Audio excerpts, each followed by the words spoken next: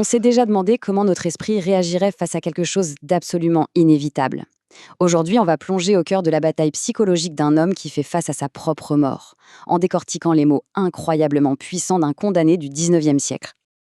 Et voilà, tout commence comme ça. 4 mots, c'est brutal, c'est final. C'est le mur contre lequel le narrateur se fracasse d'entrée de jeu.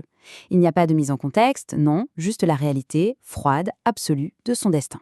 Alors, la première étape, c'est ça, la confrontation directe avec cette nouvelle. Comment est-ce qu'on peut même commencer à digérer une information pareille? Et c'est là que ça devient complètement fascinant. Sa toute première réaction, ce n'est pas la peur, ce n'est pas le désespoir, non. C'est une question, presque désinvolte, un vrai défi intellectuel. C'est comme s'il se disait « Ok, c'est un fait. Maintenant, analysons la situation ». Face à la terreur qui monte, sa première ligne de défense n'est pas du tout émotionnelle, elle est purement logique. Il va se construire un véritable rempart, une forteresse philosophique pour essayer de garder la peur à distance. Et voici la pierre angulaire de tout son raisonnement.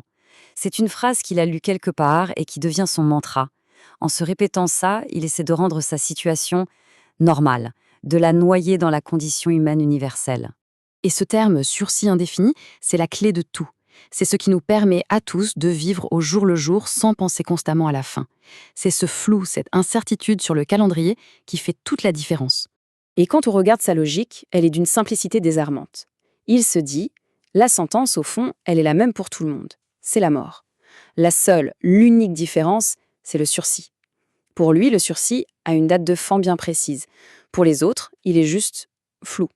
Donc, au final, sa situation n'est qu'une simple question de planning. Pour aller encore plus loin dans son idée, il a cette réflexion assez poignante. Il pense à tous ces gens, dehors, en pleine santé, qui comptent peut-être venir assister à sa mort. Et il se dit combien d'entre eux vont mourir d'un accident, d'une maladie, bien avant moi. Ça l'aide à relativiser, à se dire que sa fin n'a rien de si exceptionnel. Bon, ça, c'était sa première stratégie. Se dire on est tous dans le même bateau. Maintenant, il passe à sa deuxième ligne de défense. Se convaincre que la vie qu'il est sur le point de perdre, eh bien, elle ne vaut pas vraiment le coup d'être vécue. Il se lance avec cette question rhétorique, et c'est la porte ouverte à un inventaire vraiment sombre, très détaillé, de ce qu'est sa vie en prison.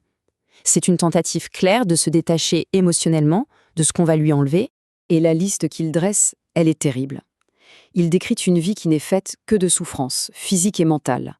Le pain noir, la brutalité des gardiens, l'isolement complet. Il nous dépeint une existence si misérable que la mort pourrait presque, ressembler à une libération. Et c'est ça sa conclusion. Une conclusion qui glace le sang. Au fond, le bourreau ne lui prendra pas une vie remplie de joie et de belles choses. Non, il lui prendra juste cet amas de misère. L'idée, c'est de réduire sa perte à 0 pour qu'elle devienne supportable.